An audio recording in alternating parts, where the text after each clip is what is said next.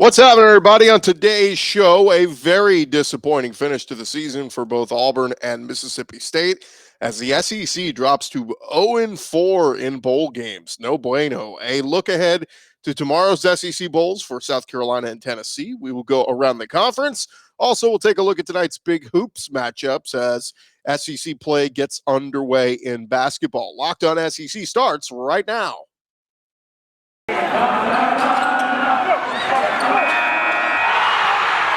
You are Locked On SEC, your daily podcast on the Southeastern Conference. Part of the Locked On Podcast Network, your team every day.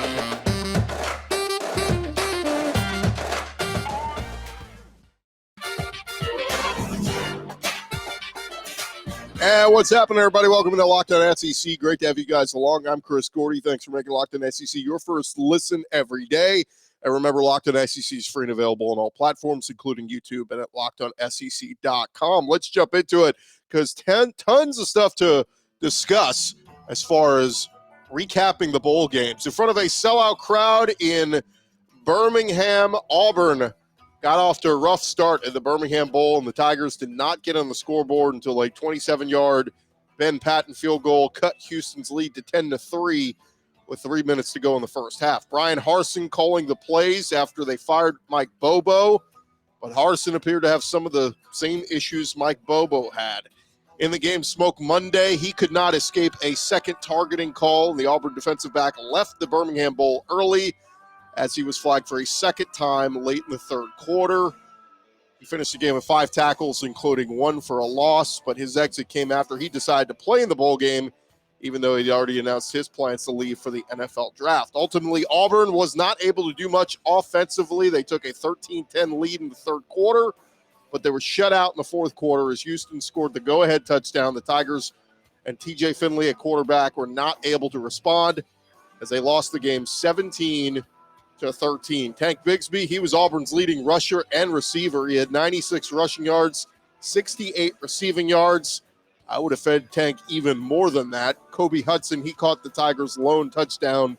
Ben Patton, he made 2 field goals. Auburn had 350 yards of total offense. But a disappointing finish to the season. Auburn finishes 6-7 overall. I saw some people saying, Gus Malzahn never finished below 500.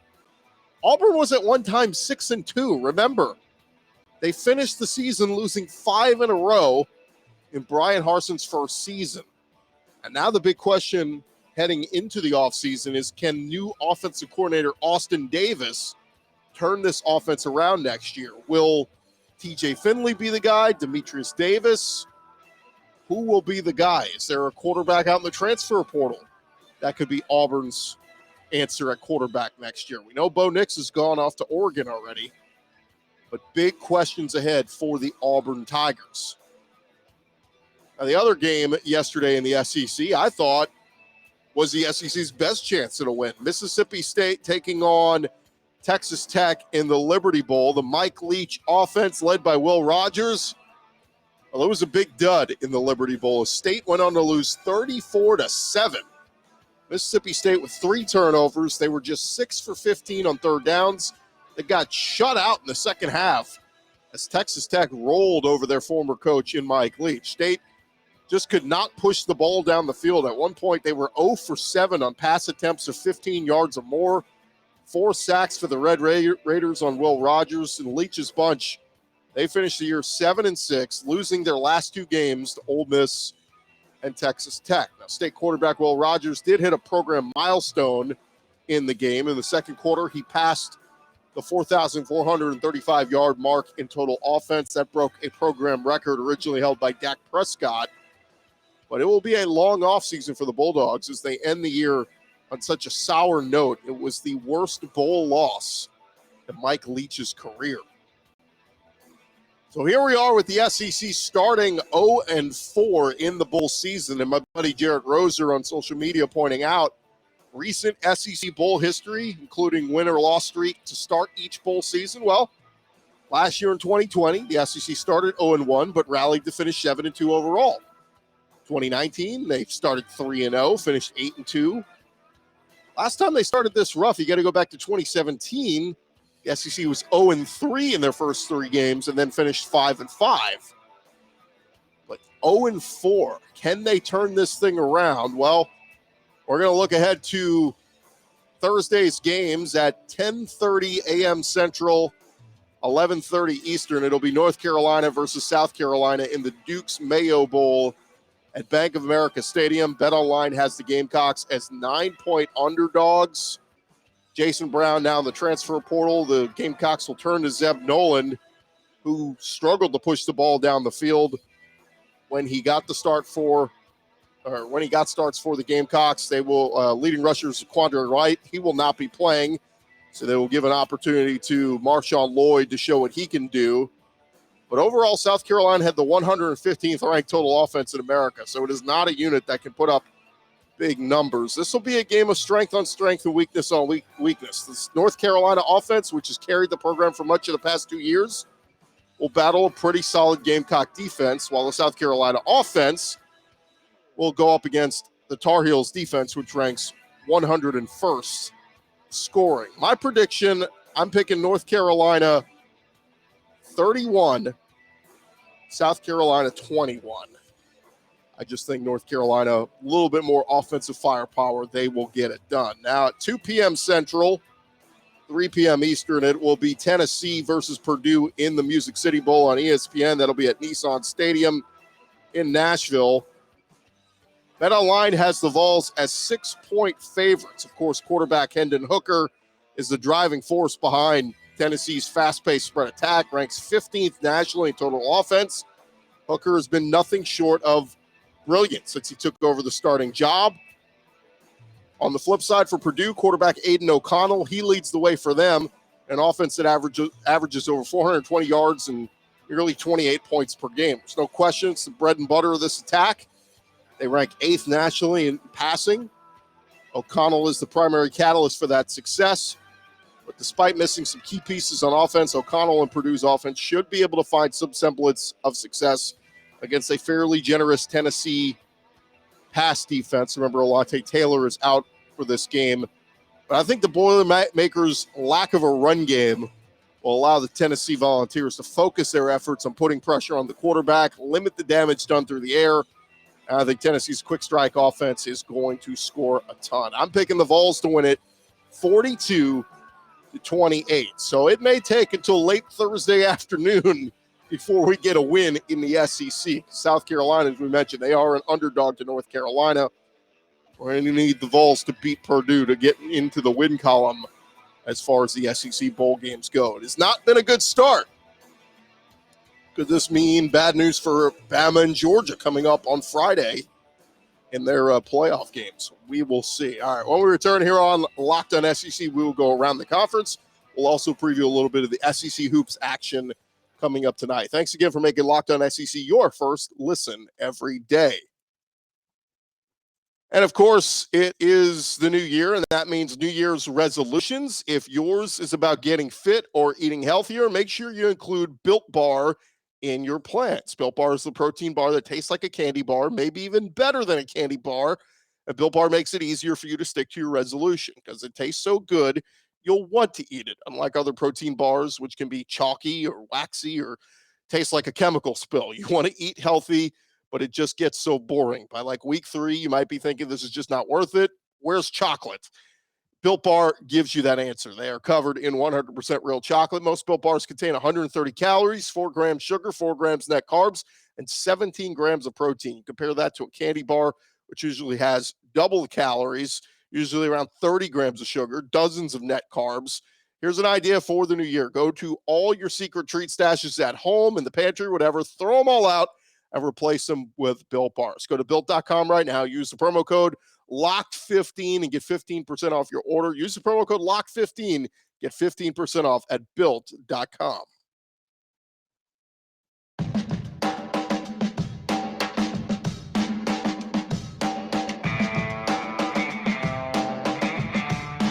Going along here, Locked On SEC, and we got tons of stuff to discuss all over the SEC and when it comes to football news and everything else. So let's jump into it. Let's go around the conference. Boots out to the right. Takes the handoff.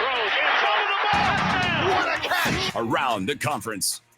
And a reminder, thanks again for making Locked On SEC your first listen every day. You can also check out the Ultimate College Football Playoff Preview, previewing the playoff games. That is available right now wherever you find your podcasts. All right, we start at Alabama, as Will Anderson raised some eyebrows this week when he said Alabama is entering the Cotton Bowl, and his belief that the Crimson Tide are underdogs and that they've been disrespected all season. Marcus Spears, who played for Nick Saban at LSU, now an ESPN analyst, he said that's just vintage Nick Saban for playing the strings with his players. He said this is why Saban is the greatest coach of all time. He really has them believing that they are underdogs, and that is not good for Cincinnati.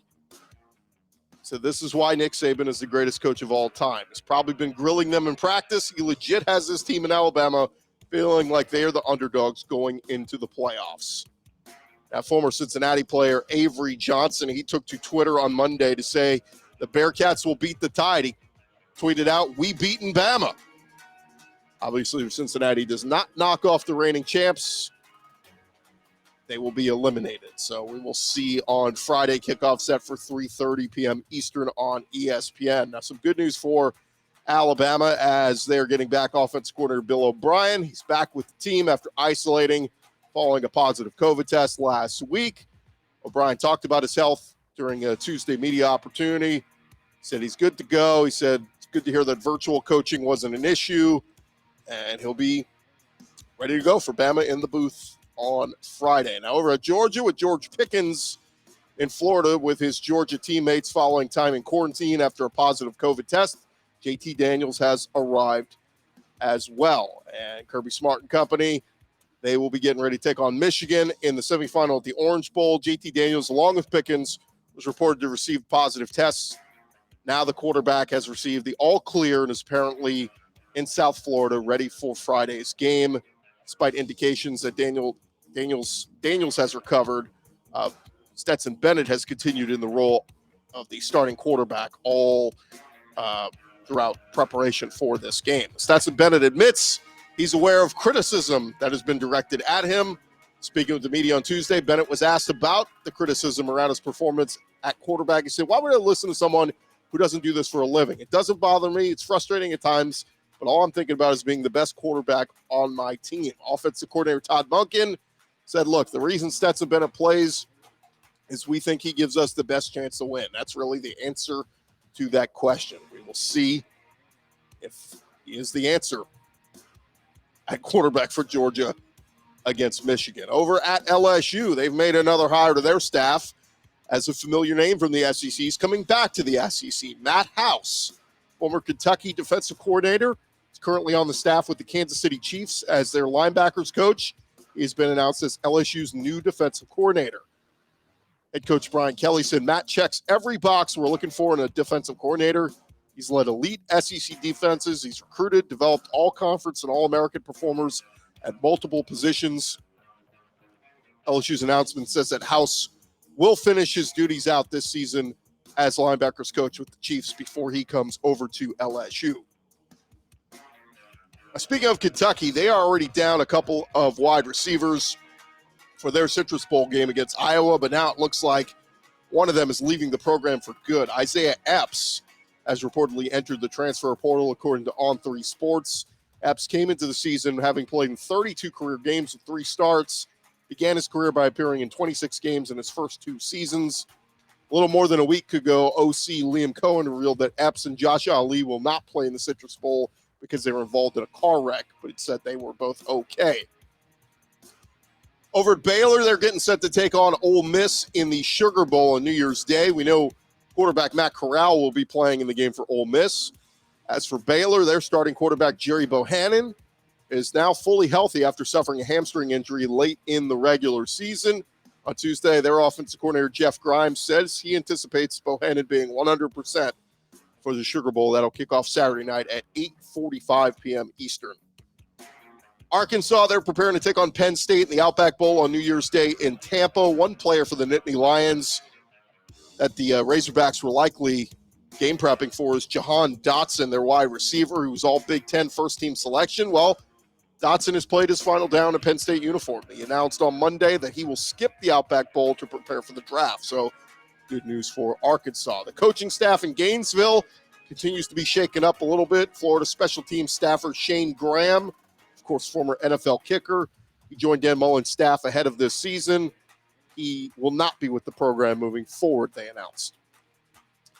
Chip Lindsey's tenure as offensive coordinator at FAU did not last 2 weeks. Reports from mid-December stated that Lindsey had been brought on as the Owls' new OC.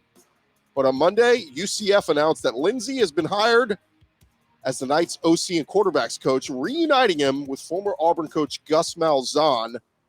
Lindsey was an offensive assistant under Malzahn at Auburn in 2013, served as OC and quarterback coach in 2018 and 2017. Lastly, Reese Davis took some time recently to reveal which destination had the best atmosphere for ESPN's College Game Day this season. So you think, we went to a lot of SEC campuses. Surely it had to be an SEC one. Reese Davis said it was Cincinnati. He said it was a half notch below his favorite stop, which was Washington State.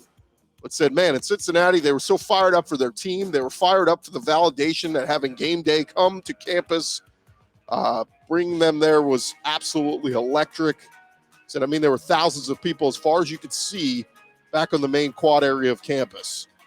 So, sounds like a challenge has been issued for the SEC next year. When the College Game Day comes to your campus, let's blow them away, all right? None of this Cincinnati crap about having the best College Game Day atmosphere. There you have it. That is around the conference. When we return, we will preview the SEC hoops action getting underway tonight. Some really, really good games. We'll do that next. Of course, BetOnline has got you covered this holiday season with more props, odds, and lines than ever before as we march towards the college football playoffs happening this weekend. Of course, NFL playoffs right around the corner, and BetOnline remains your number one spot for all sports action this season. Head on over to their website. You can do so on your mobile device. Sign up today, receive a 50% welcome bonus on your first deposit. Just use our promo code LOCKEDON to get that bonus. Again, from basketball to football to UFC, don't wait to take advantage of all the amazing offers available throughout the rest of this holiday season heading into next year. BetOnline is the fastest and easiest way for you to bet on all your favorite sports. So don't wait to take advantage of all the new amazing offers available. BetOnline, it is where the game starts.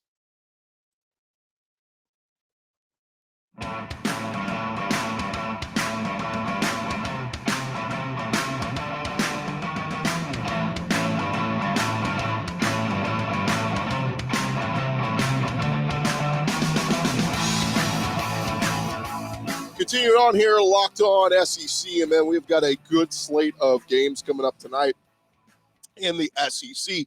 Set to tip off conference action in men's basketball, but COVID-19 still wreaking havoc on the college basketball world across the country. Wednesday's non-conference game between South Carolina and South Carolina State has already been postponed.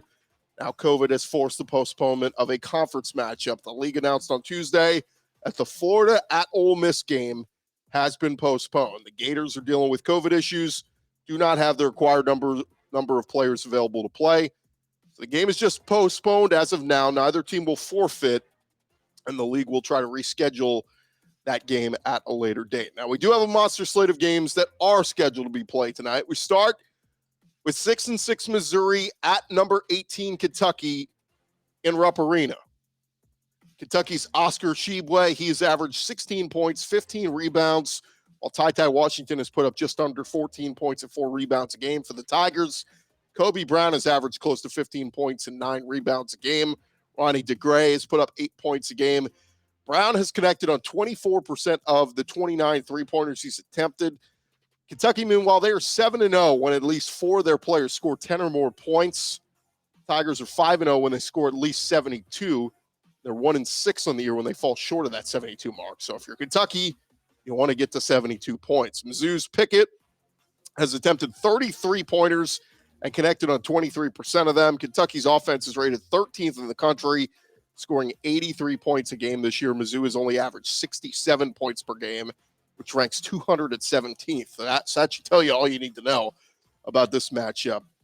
Wildcats should get a win early in the start of SEC play. And also At 6 p.m. Central, 7 Eastern, it is number 16 undefeated LSU at number 11 Auburn.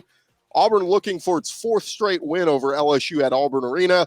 Last victory for the Tigers came all the way back in 2016 at Auburn. Jabari Smith, he's averaged 16.7 rebounds to lead the way for Auburn. Wendell Green has paired with Smith, and he's producing close to 12 points and 5 assists per game. LSU, they're led by Darius Days, who's averaging 15 points and 8 rebounds. He's connected on 38% of the 76 three-pointers he has attempted. Auburn, they've won their last 6 home games, scoring an average of 80 points while giving up an average of 58. LSU, on the other hand, they are holding opposing teams to 54 points per game this season. It's the second lowest figure among all Division I teams. What does that tell you? Defense, defense, defense. Auburn and LSU both play some really good defense. I don't know what the over-under is. Go check it out at BetOnline because I would be taking the under in this game. A lot of block shots, a lot of rebounds. Who can pull this one out? It's going to be a fun one to watch tonight. At 8 p.m. Central, 9 p.m. Eastern, it is number 14 Tennessee at number 19 Alabama. Jaden Shackelford, he's averaging close to 17 points a game for the Crimson Tide. Complementing him is Javon Quinterly, who's averaging close to 15 points per game. The Volunteers, they were led by Kennedy Chandler. He's averaging 14, 5, and 2 steals per game. Alabama has won its last 6 home games, scoring an average of 84 points while giving up an average of 70. The Vols, they've recently gotten buckets via assists more often than the Tide. They're passing the ball, moving it around a lot more. The Tennessee offense has recorded a turnover only 15% of its possessions. That is 26th best in the country. The Alabama defense, they are forcing opposing teams to turn over the ball on just 17% of possessions. So that is going to be a good one as well. Other games across the conference, Georgia, they're going to host Gardner-Webb. Texas A&M, they will host Central Arkansas. Lastly, in the conference, 10-2 Arkansas will travel to 9-3 Mississippi State at Humphrey Coliseum, 8 p.m. Central. Mississippi State looking for their 4th straight win over Arkansas at Humphrey. Last victory for the Razorbacks in Mississippi State's house came back in 2015. Iverson Molinar for Mississippi State, he's averaging close to 17 points, while Garrison Brooks is putting up 12 and 6. For the Razorbacks, J.D. Note averaging 18 points a game. Devontae Davis putting up over 10 points, 4 assists. Bulldogs recently gotten baskets via assists a little bit more than the Razorbacks. Arkansas has attempted more free throws per game than any other SEC team, so they get fouled a lot. Razorbacks averaging close to 23 free throws per game. So all those games out there tonight, going to be a great start to conference play. I'm excited. A lot of ranked teams across the SEC. Going to be a lot of fun. Let's hope that the SEC hoops season has a little bit more success than the SEC football season's having so far in the bowl season. Jeez, 0-4. What is going on, fellas? Wake up. Somebody get us a win for the conference. Won't be chanting SEC very much at some of these bowl games. That is going to do it for this edition of Locked On SEC. My name is Chris Gordy. We'll talk to you guys tomorrow as we start to look ahead. We've already previewed the Alabama-Cincinnati matchup with our buddy Luke Robinson. Tomorrow's show, we're going to talk with our buddy Dan Matthews. We're going to preview the Georgia side of things as they prepare to take on Michigan. So getting you set for the big playoff games happening this Friday. And, of course, we'll continue to take a look at some of the other bowl games across the SEC happening on Saturday. I'm Chris Gordy. Thanks for making Locked On SEC your first listen every day. Now go make your second listen. Check out the Locked On Bets podcast with your boy Q and Lee Sterling.